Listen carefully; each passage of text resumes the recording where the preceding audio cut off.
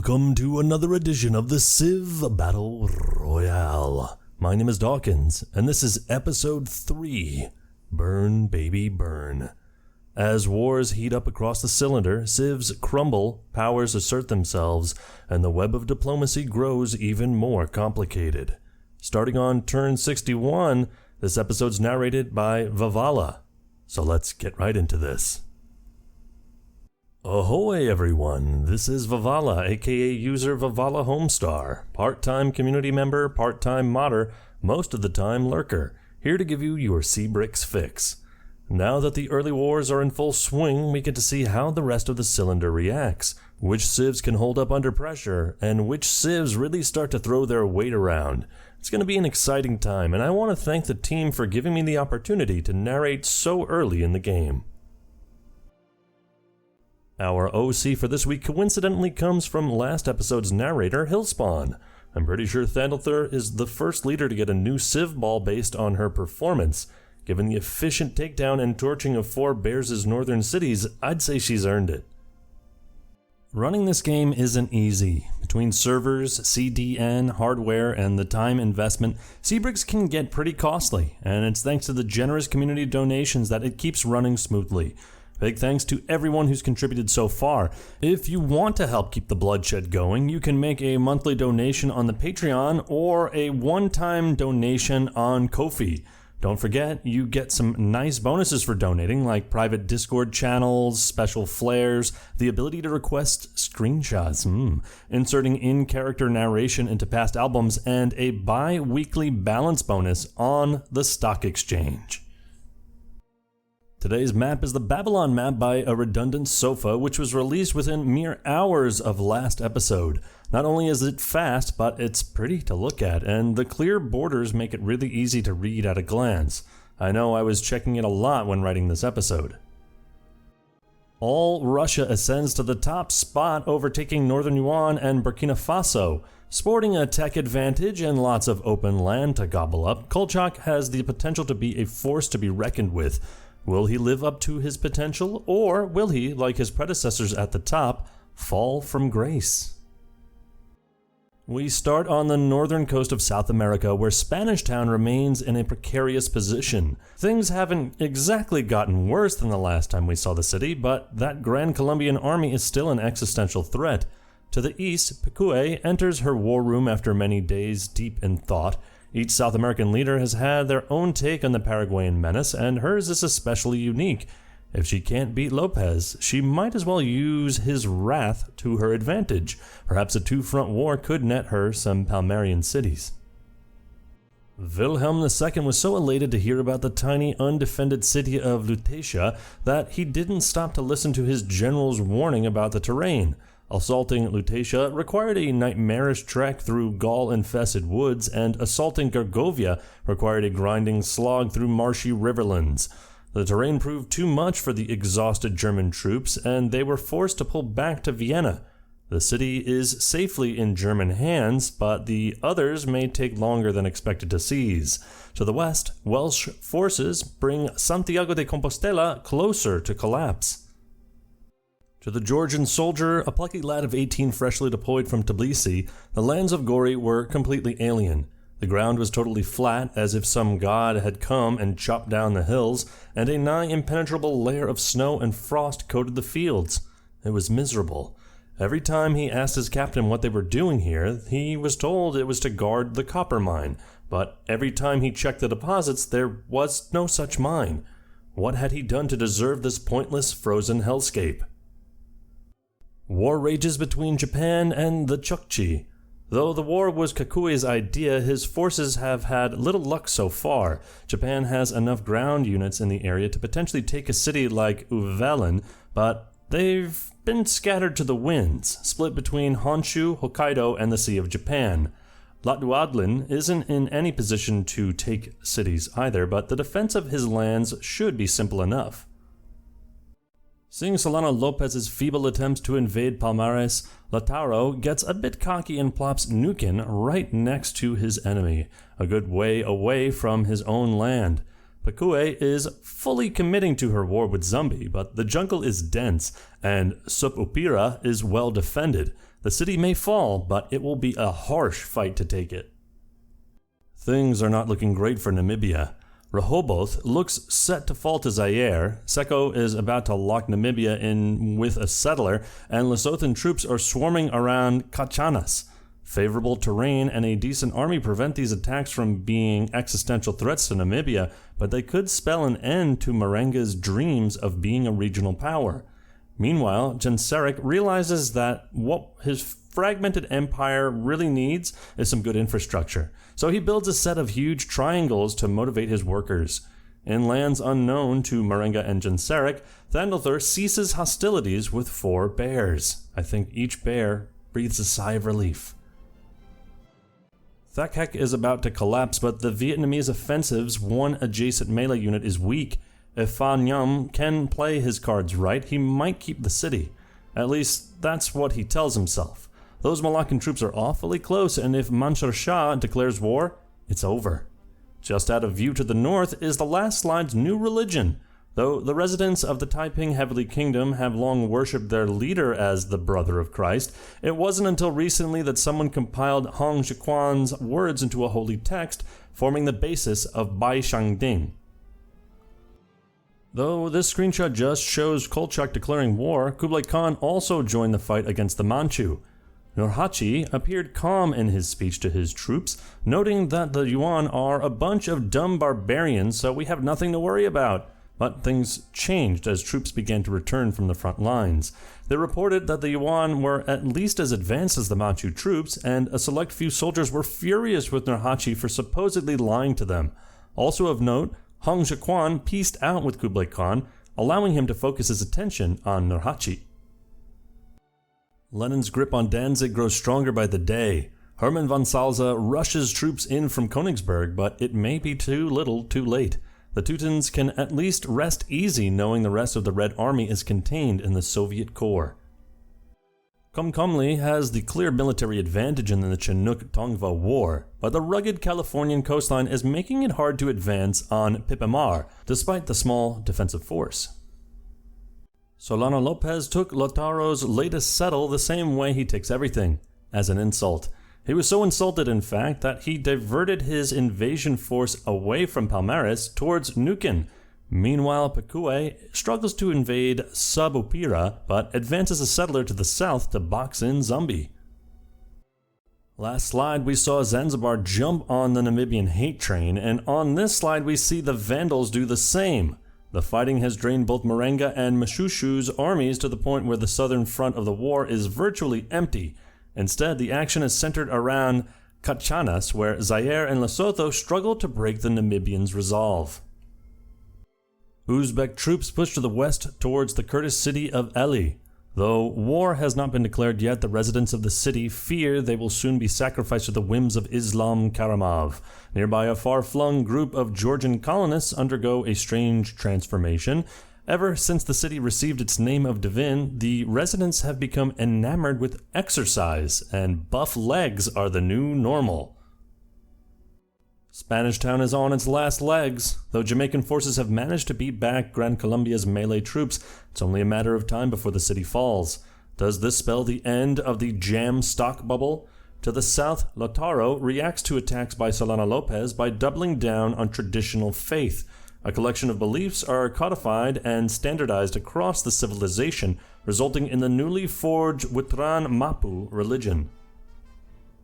Pakue utters a select few swears towards Solano Lopez as she receives word of the siege of Supupira. Sure, her forces are getting closer every day, but this was supposed to be a swift victory, not a grind. At this rate, she'll be left much more vulnerable even if she manages to take the city. Lotelewadlin, sick of errant Japanese troops harassing his citizens, decides to finally strike back. He calls for 2 ships in his corps to venture to the city of Nagaoka and see what they can achieve. The triremes likely aren't enough to take the city, but they should make Kakui a bit worried. With the Red Sea between it and the rest of the empire, Homopolis is an easy target for any Middle Eastern civ. Mustafa Barzani decides to go for it, sending a mass of troops from Sine. However, It wouldn't be the CivBattleRoyale without peacekeepers, and today some Hijazi chariot archers decided to play the role. Somalia also joined the war against Cleopatra, but with many miles of tile between them, it's unclear how much Bahrain will be able to contribute. In the time since we last saw Lao, Phong Nham managed to peace out with Vietnam, but just as feared, Mansur Shah quickly swooped in to attack Tha Kek instead, along with Hong Jiquan. The defense of the city is going well enough, but there are enough Malaccan troops to take it in time. Malacca itself has taken an interesting shape. With most of the islands blanketed by jungle, Malacca opted to expand by water. The result is a civ that spans the critical waterways of Southeast Asia, but leaves many openings for opportunistic neighbors to snatch nearby land. Thomas Sankara has been busy since we last saw him. He launched a war against the Tuareg back on turn 64 and quickly plopped down the city of Faramyora in the Golden Hills near the Tuareg capital. The Tuareg's defensive prowess and the army surrounding Balesa may slow the Burkinabe troops down, but that may not be enough to keep Sankara's revolution out of the desert. Meanwhile, Cleopatra makes peace with Kosovo. Gran Colombia has finally captured Spanish Town, though now the Spanish-speaking troops are a little confused on what to call it. English Town? Town? When asked what he would call it, Bolivar simply replied, "Mine." This slide also gives us a good perspective on how empty the Caribbean is. Cuba, Hispaniola, and roughly 13 other islands lay up for grabs. The Ural Mountains are quiet. Believe it or not, Perm and all Russia are at war right now. However, nature has blessed St. Stephen with a defense Kolchak cannot overcome. Kolchak has since founded two cities closer to the front, Arkhangelsk and Chita. Yep, I got that wrong, but they have yet to bring him any closer to victory. In other parts of the world, Cleopatra makes peace with the Tuareg. Punjab formally adopts Sikhism as its religion, and Wales, though its notification is not present, adopts Anglicanism. Hussein bin Ali finally begins the work of claiming the Arabian Peninsula for Hijaz. Since the end of last episode, he settled Yanbu and Tubuk and has another settler ready to go. These cities, particularly Tabuk, can only stay around as long as Kurdistan tolerates them, unless Hijaz can seriously build up its army. Meanwhile, Mansur Shah celebrates his hopeful victory over Lao by constructing a massive monument in Malacca, the Parthenon. The Chukchi seize Nagaoka, which leaves Osaka completely cut off from the rest of the empire. This is a disaster for Kakue and throws a major wrench into both his war against the Chukchi and his efforts to form a continental empire. The Manchu settled the city of Girin nearby. If Nurahachi makes it out of this war with the Yuan, then we could see a Manchu-Chukchi war along this border. Against the odds, Namibia not only managed to hold on to Rehoboth, but it also drove away the remaining Lesothan troops. Zaire is still a bit of a threat, but this war is proof that Jacob Morenga should not be underestimated. If he can rebuild faster than his neighbors, which he already has a leg up on, he may become a regional power after all. Meanwhile, Wales finally makes peace with Spain. While Llewellyn didn't strengthen his foothold on the continent, he did hold on to his settlement in Brittany, which is better than many previous British powers can say. The Dene and Chukchi's chances of settling Alaska are growing dimmer as the Chinook creep up the coast, settling Wakaakum and preparing to follow up with another city. Thandalthur's fiery wrath has thus far been concentrated on 4 bears, but Comcomly may have to contend with it soon enough. Down in South America, tensions over Cerro de Potosi boil over into all-out war between Peru, Bolivia, and the Mapuche. The mountains, jungle, and Punjab have shielded the Chola and Bhutan from each other so far, but fighting finally breaks out as a Chola ship pulls into the waters around Phontocholing. Though this battle could not be consequential, both leaders hope to demonstrate their might as they prepare to expand towards other civs. You can see 1 Chola settler and 2 Bhutanese settlers preparing to head out. A new settlement of pale-skinned strangers popped up near the city of Niagara. The local neutral delegation quickly arrived with a peace offering, beaver pelts, which the pale-skinned settlers have always gone wild for. yet these strangers rejected the offer and seemed to only want to talk about fish. Antonio Canales Rosillo was frustrated by the loss of Saltillo, but he wasn't the sort of man to wallow in self-pity. He wouldn't just roll over and give North America to the Mississippi. Without hesitation, he sent 2 settlers to the east, one of which quickly settled Tampico in the Mississippi River Delta. Over in Great Perm, what had once been a quiet reverence for St. Stephen had grown to a fever pitch as the, quote, war with all Russia went on. Soon Stephen's influence over local faith had grown so strong that it branched off into a new religion, Eastern Orthodoxy. La Guerra de Potosi quickly ground to a halt. Lautaro's troops are too sparse to make a meaningful assault on Lima, and Andres de Santa Cruz's troops are stuck in the mountain passes. Barring a miracle or major intervention, this war isn't likely going anywhere.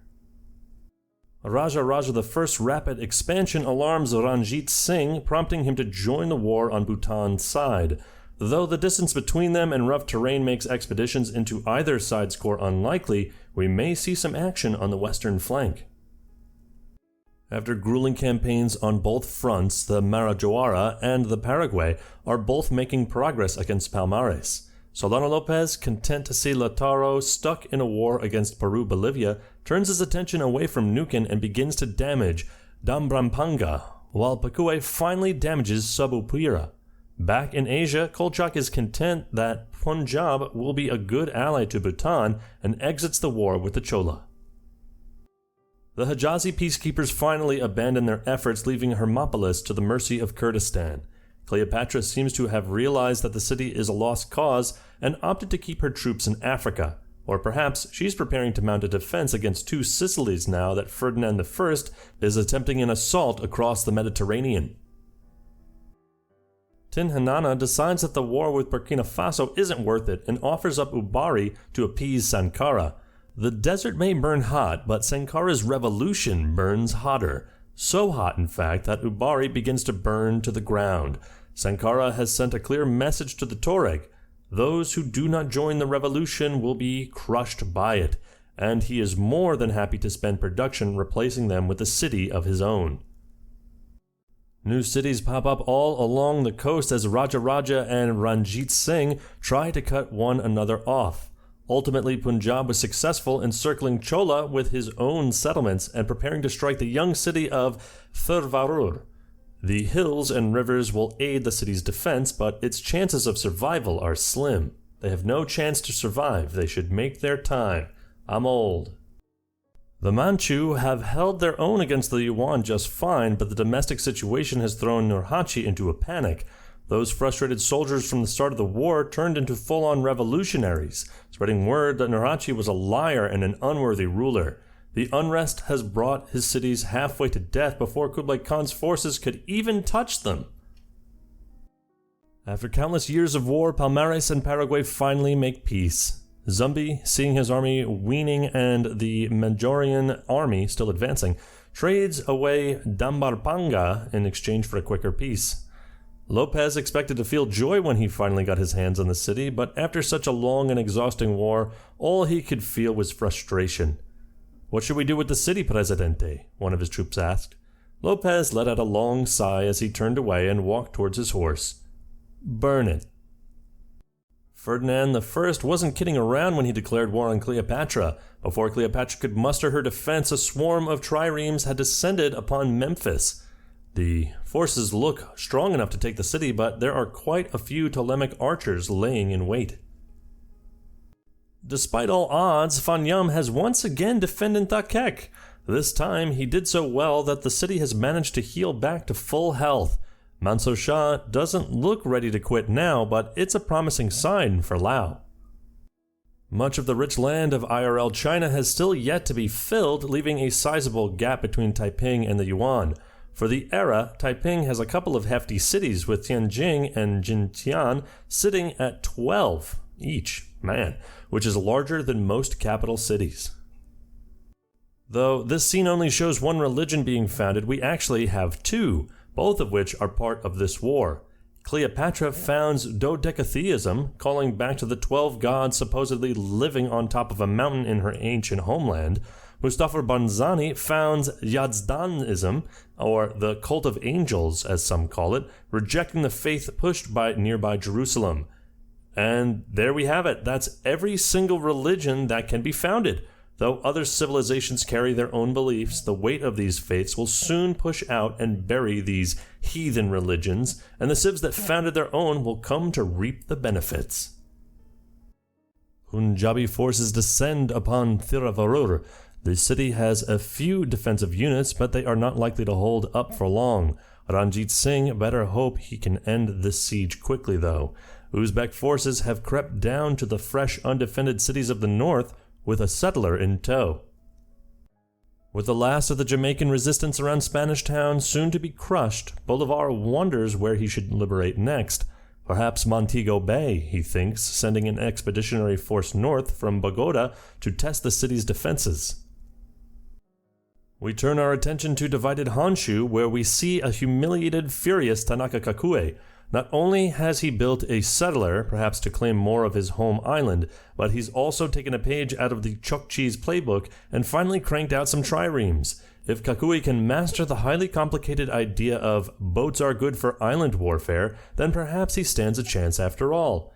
Across the Pacific, the Chinook and Tongva finally realize that they just aren't prepared for a war on that terrain and call it quits. Now for a quick break from war and bloodshed. Malacca and Finland are the only two civs to give any attention to the arts, and for that they have captivated the hearts and minds of their peers. Will that be enough to spare them from future wrath? Only time will tell. Not only does Ranjit Singh capture Thiruvarur, but he also takes Nagapattinam, seemingly out of nowhere. Already stuffed full of small vulnerable cities, Punjab opts to put the torch to Thiruvarur, making it the third city to be burned this episode. Kakui launches his fleet, sending them straight for Uvelin. It seems that uniting Honshu is his top priority. He has a decent number of triremes, but Uvelin has grown a lot since the start of the war, and Lotdelawadlin has a navy of his own, so the invasion may not be as successful as Kakui had hoped. Terror rocks the entire Teutonic Order. The thing they feared more than anything has just come true. A two-front war against Germany and the USSR. Does that make the Teutonic Order Polish? Everyone knew this could happen one day. In fact, the whole purpose of Memel was to prepare for this very event. Yet, despite preparations, both mental and physical, the civilization is gripped by a primal panic.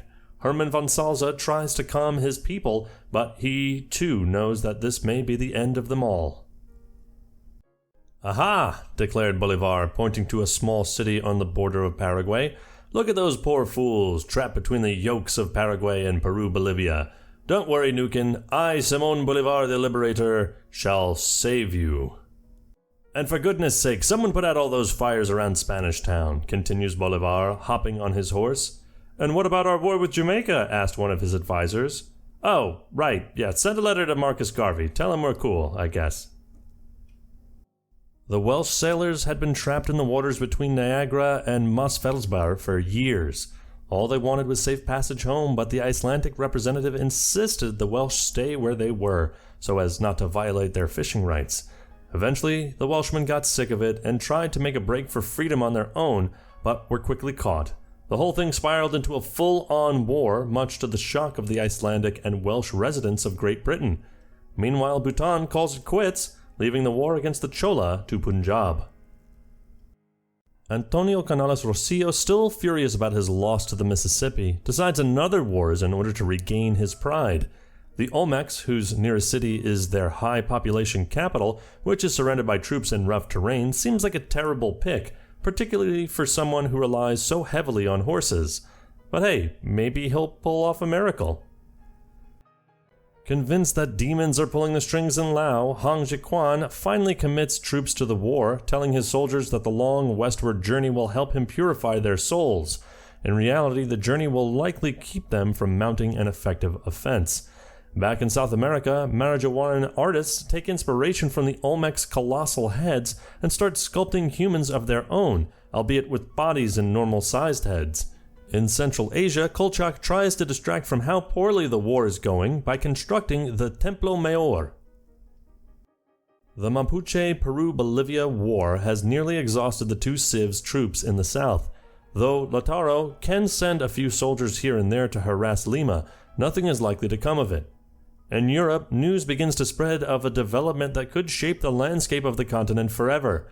The Sicilians are joining the war against Germany, and Sweden is joining them as well. In Africa, we get a decent look at part of the Nigerian core. Nigeria's military isn't amazing or anything, but it could certainly hold its own against most invasion forces. We also see that I praised Jacob Morenga a bit too soon. Zaire finally takes hold of Rehoboth and makes it as his fourth city to burn in this episode. Hey, they have a torch in their icon, so what do you expect? I believe this is our first look at New Zealand for the season, and you can see why. There's not much going on there yet. Judging by those ancient ruins, the Australian civs have yet to discover the islands, and the Pacific civs are just now getting there. These isles were once home to bold, powerful civs. Will someone utilize them and bring them greatness once more, or will they be doomed to irrelevance? The raising of Rehoboth continues, and Mobutu Sese Seko has ordered his troops to surround the city, capturing any citizens who try to flee its demise. As this destruction plays out, Zairean settlers fan out across the land. The newly settled Kisangani already sits at 4 population, with another city soon to follow. With both this creation and destruction, Seko has sent a powerful message. The Congo is his. Here's a look at more important islands in the south, though for different reasons. These Antarctic islands will undoubtedly become key strongholds, keeping civs alive for far longer than they have any right to. Who will be the first to settle a sinister ice base? Besides Babylon, of course. Also, take a look at that panel in the upper left. That's every civ in Africa but the Tuareg and Ptolemies, plus Hejaz, at war with Namibia. Were this later in the game, this would be hailed as a grand coalition. But for now, it's more of a hate club. Something about North African civilization owning the bottom part of the peninsula just doesn't sit right with Carlos III, though he doesn't know why. With his forces recovered since the war with the Welsh, he orders a full-scale invasion of southern Iberia, much to the dismay of the small Vandal garrisons. To the east, Ferdinand I gives up his invasion of North Africa without gaining any cities. Taking on the Kaiser will take everything 2 Sicilies can muster. Remember that scuffle over fishing rights in North America? Well, here's the large-scale consequences. The Welsh army and navy scramble up Great Britain towards the isolated Icelandic settlements, intent on banishing them from the Isles, though the Welsh forces are just spread out enough to make the mission tough. I have to tell you, I'm terrified of this war between Wales and Iceland, not because of something game-related, but because the names of all their cities are probably going to be impossible to say. Ranjit Singh's war against the Chola is going quite well. Thiruvarur has burned to the ground, and another city is almost within his grasp. But troubling news comes from the west. Kurdistan has declared war. If Barzani keeps his troops focused on the war with Cleopatra, then Punjab is safe. But if he diverts them east, the squishy western flank could be in major trouble. Genseric's Alani horsemen put a solid dent in Toledo, but this war is clearly in Carlos III's favor. At this point, Genseric's best hope of holding onto Iberian soil is Carlos III bungling the invasion on the rough terrain by Cartagena. But even then, the size of the Spanish army may make tactics somewhat irrelevant. Genseric leaves the Jacob Moenga hate club, realizing he has better things to focus on. As we can see here, Kurdistan really wasn't prepared to fight Punjab. Even worse, they weren't ready to fight Uzbekistan, but Uzbekistan was ready to fight them. Eli looks guaranteed to flip, but the rest of the war depends on how quickly Mustafa Barzani can summon his troops. Either way, Ranjit Singh owes Islam Karimov for this. The war will give time for the weaker cities on Punjab's western border to grow and build defensive forces of their own. What's up in Australia, you ask? Clearly not too much, but at least William Barak built the Chamsangde. After an endless war with no progress, Lautaro finally drills some tactics into his troops, giving them the edge they need to gather around Lima and bring it down to half health. Lima's lacking in infrastructure, so it wouldn't be a horrible loss for Peru-Bolivia, but it would make a great addition to the Mapuche core. Over in Africa, Lesotho, perhaps the original member of the Jacob Morenga hate club, backs out, not even taking back its lost city. Urayor falls down but soon goes up in flames. Jeez, everybody's pyromaniac this episode. That makes 5 that have fallen to fire. Keep in mind that this season uses a mod that prevents civs from raising when happy, so there must be quite a few objections to Ranjit Singh's sudden warmonger streak if he's had to burn 2 cities so far. Especially in this case, since Urayor would have made a great forward base for attacking the Chola core. Spain made peace with Wales ages ago, so there must be Vandal ships under attack. This must have been brutal for them, learning of the war by coming under fire. The Welsh ships watch on in mild amusement as they wait to be deployed up north. And is that a Spanish settler I see? Perhaps Carlos III is taking a page out of Genseric's book and settling southern Ireland. The rest of Europe is quickly spiraling into a chaotic continental-wide war. Vercingetorix, that's right, I learned how to pronounce it, sides with his former enemy Wilhelm II to fight against the 2 Sicilies. The Alps keep the 2 Sicilies safe from the bulk of the Gallic assault, only allowing a small stream of troops to pass into Teramo. Unfortunately for Ferdinand I, the same applies in reverse. His war with Germany has gone nowhere, as his troops have struggled to make it past the Alps toward Berlin. With Spanish town secured, Grand Colombian troops begin their journey towards... Hey, Bolivar, that's not the Mapuche. You're not thinking of starting a war with Marajoara now, are you? It's not like those 5 warriors could do much, especially not in that jungle. Tanaka Kakue's comeback plan was a disaster. The assault of Uvelen failed miserably, and the settlers diverted their path to the mainland. Yokohama will almost certainly get picked off by the Manchu or, if their war goes poorly, the Yuan. The Northern Yuan's war, while not quite as bad, hasn't achieved much, so Moktukai pieces out. German troops surround Marienburg. Memel was captured and burned, that's 6, in a move so effortless that we didn't even see it. Hermann von Salza spends all of his time locked in his war room poring over maps, desperately trying to think of a plan, but so far nothing has worked. All he can do is muster his last troops, hope he can exhaust the Germans, and keep Marienburg. Even as the conflict started, it moves towards its end. The Great War gets more complicated as Carlos III joins with his son and declares war against the Gauls. The Perm-Parg War has gone on for so long with so little action that many Permians forgot it was even happening. In small farming towns, it became a little fun fact. People would say, hey, do you know we're still technically at war with the people over the mountains? But to the All-Russians, the war is still all too serious. So the moment a bunch of naive Permians plop a new city to the south of the Urals, a triumphant cheer rose among the troops. Finally, the victory Kolchak so desperately needed was at hand. Von Salza's defense plan was a massive failure. With little effort, the Germans brought Marienburg halfway to collapse. Dejected, von Salza orders troops to retreat to Königsberg. Perhaps if enough survived, he could pull off a successful final stand there.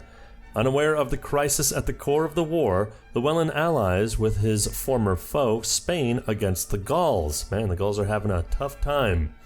Half a world away, the Dene and Chinook end an uneventful war.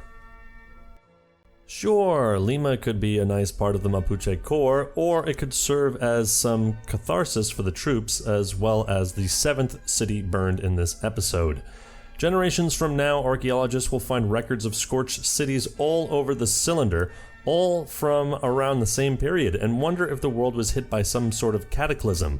The only cataclysm I see here is poor governance. Come on guys, you're deity AI. It's not that hard to have a happy empire. We've seen peacekeeper units, but what about peacekeeper cities? Jerusalem plops Tripoli right along the key route Kurdistan was using to attack Hermopolis. Cleopatra needed divine intervention to hold the city, and it looks like Baldwin III gave it to her. The Sicilian Gallic front of the Great War heats up as Vercingetorix's forces slip through another Alpine pass, and Sicilian triremes make for the city of Alessia. I don't know if I overestimated Carlos III or underestimated Genseric, but the amphibious assault of Toledo continues to be successful. Carlos better handle this quickly because losing a city to horses on boats is pretty embarrassing. As predicted, Uzbekistan takes Eli with little resistance.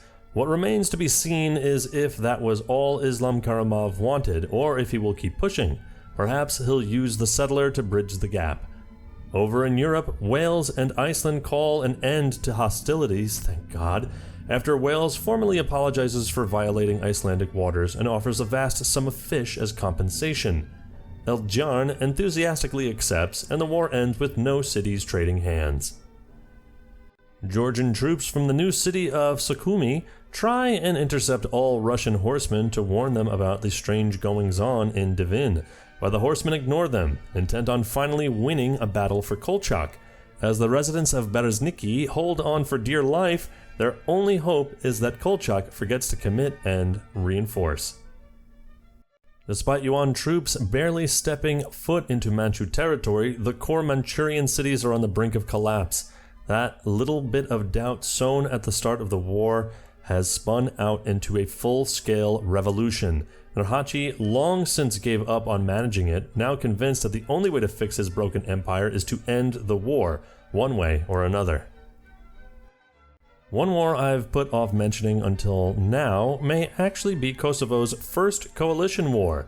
Back in turn 77, Kosovo, Wales, and Hejaz all went to war with Jerusalem, but this is the first time we've gotten a good look at it. Despite starting the war, Ibrahim Rugova doesn't appear particularly interested in it, which is a shame because his army looks big enough to take Aleppo. Things are looking up a bit for Carlos III. The siege of Toledo seems to have calmed down a bit, and his ships are making good progress against Katina.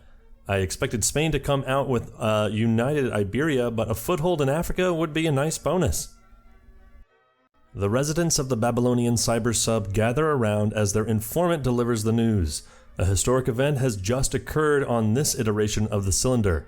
The first capital has fallen, creating our first city-state. Also watching from a distance is Vladimir Lenin, who recently signed a peace deal with Hermann von Salza. He now stares at it angrily, wondering if he could have taken the Teutonic Order out for good if he hadn't backed out so soon. Von Salza, meanwhile, makes a brave speech to the residents of Königsberg that may be his last. The way I see it, all that war's bad for business, the young manager had explained to Jen Cohen. There's all sorts of luxuries up there, and they're just tearing them up in their battles. But if we go up there and settle, we stand a chance of protecting the resources ourselves. And the goods will flow? Asked Jen Cohen. The manager nodded. The goods will flow. And thus, Pontianak was born. In a last desperate effort, a ragtag group of Kurdish soldiers manages to snatch the city of Ele from its Uzbek oppressors. Uzbekistan will undoubtedly get it back soon, but if the soldiers' sacrifice was enough to save even one family from the cruel whims of Islam Karimov, then it was worth it. To the south, despite the mounting conflicts between two armies that could easily pose a threat, Ranjit Singh settles Pind Dadan Khan, hoping the Kurdish-Uzbek war will give him time to fortify. As Kakue makes another attempt to take Uvelen by sea, some Japanese missionaries try another approach. Cautiously making their way into the burning Manchu cities midway through revolt, they begin reaching out to the scared citizens barricaded in their homes. Each family is told of a kami that could help them in these troubling times. The missionaries can't save the city, nor reverse Kakui's fortunes, but they can at least bring hope to the hearts and minds of the Manchu. Another invasion that has gone horribly wrong is Rio Grande's war against the Olmecs. Not only have they failed to make a dent in the Olmec defenses, but Monterrey has now come under an admittedly small attack. Ukixjan decides that this war is entertaining enough and calls off hostilities with Jamaica. In South America, several of Bolivar's forces get lost and mistakenly think that they're supposed to liberate Peru-Bolivia. Bolivar decides to roll with the punches and makes an official declaration of war. Two more wars that haven't gone well. Spain's wars against the Vandals and Gauls. Vercingetorix threatens to do what Llewellyn couldn't, captures Santiago de Compostela. This development is so alarming that Carlos calls off his Reconquista, getting no cities from the whole thing. The all-Russian forces get a bit too excited about capturing Berezniki and light the whole city on fire before they realize it would have been a great forward base for invading Great Perm. The horsemen wake up the next morning, hungover and stuck with the dread of having to explain to Kolchak what they have done.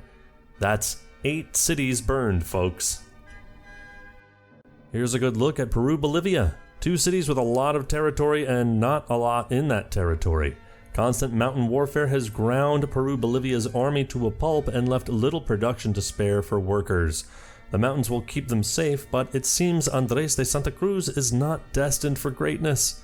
Over in Asia, Nurhaci finally brings an end to the war, and with it, he hopes the revolts will end soon. You may recall that the Mississippi and Dene are at war. It seems that after all this time, Tuscaloosa is ready to commit, if only a bit. This scene also draws attention to how open northern North America is. This land could go to anyone. The TAT, the Dene, the Mississippi, or even, if they got their act together, come on boys, the neutrals. The Gauls take the important city of Santiago de Compostela and burn it? Vercingetorix, Carlos has another settler right there. At this rate, he'll beat your own settler to the old tile. Questionable decisions aside, this is still a terrible day for Spain. But it's a better day for the Teutonic Order. Hermann von Salza's final stand actually worked, and Königsberg withheld long enough for Wilhelm to choose peace instead of burning everything down. The Teutonic Order is still at the mercy of Germany and the Soviet Union, but this is all they can ask for at this point. Wilhelm II instead turns his focus to the north, sending a few triremes up to harass Swedish cities. Over in South America, Peru-Bolivia gains an unexpected new foe, Hawaii. Ella is back in Uzbekistan's hands, and I'm still settling on how to pronounce the name of the city. After that little stunt, Islam Karimov wants to teach Kurdistan a lesson, so he moves his troops closer to the Kurdish core. But Kurdistan is ready for them, and if Karimov expects another easy capture, he'll be sorely disappointed. Here we get a good look at Zanzibar's core. Though the army isn't especially intimidating, their cities are big and prosperous. Together, these are more than enough to hold off the paltry Somalian troops struggling to get through the mountains. We can also see Zaire slowly attempting to fill out the rest of the Congo, partially encircling Lesotho in the process. With his city still on the brink of collapse even after making peace with the Yuan, Nurhaci desperately seeks peace with all Russia as well. Kolchak, high off his recent victory in his war against the Perm, and sensing Nurhaci's desperation, manages to snag Girin in the process. Of course, he didn't even want it. He burns it to the ground, savoring the feeling of taking it away from his old foe. The air is rich with ash as a 10th city begins to burn. Mobutu Sese Seko still proudly flies the banner of the Jacob Morenga Hate Club, even as his allies abandon him and the war grinds to a halt. I'm leaving it up to you guys to draw what does that flag look like. Both sides have decently sized armies, but both armies are destined to die in a meat grinder. Over in North America, Antonio Canales Rosillo declares war against Lautaro, not because he thinks he'll capture a city, but because he knows Bolivar could be a key ally down the line. The battle for Alesia continues, and Ferdinand I's navy has gained the upper hand. Even if the city would be hard to keep, merely flipping it could be a major blow to Vercingetorix. The web of wars in South America grows more complicated as Zumbi declares war against Lautaro. The residents of Osaka found the city of Kashiwazaki. The citizens of this new city have never been to Honshu, and Tokyo is but a legend to them. They would say they were Japanese if someone asked, but their loyalty is primarily to Osaka. Hoping he can pull off a repeat of his success with the Manchu, Kolchak declares war on the Chukchi. Down south, Hong Jiquan finally calls off his ambiguously holy wars against Lao. Having spotted a Spanish settler, the German trireme followed it farther and farther until it found itself alone in an unfamiliar part of the world. Whereas before you could always find land if you went far enough, This part of the sea seemed to stretch out forever. They dared not cross into the deep water for fear they would never return. Here we get a good look at a couple of fairly new Tuareg cities, Kadal and Ubari, and the Western Vandal Empire. The war with Spain drained most of the units from the region, but otherwise the Vandals got by with minimal damage. It helps that the Tuareg are in no position to invade. The Vandals also settle Ceuta on what I believe is Cape Verde. Rio Grande settles Monclova farther east, giving us an excuse to finally see New Netherlands. Peter Stuyvesant hasn't been especially active in this episode, but he has been happily, if slowly, expanding and growing each city to impressive sizes. I wouldn't call New Netherlands irrelevant, but they're hardly out of the running.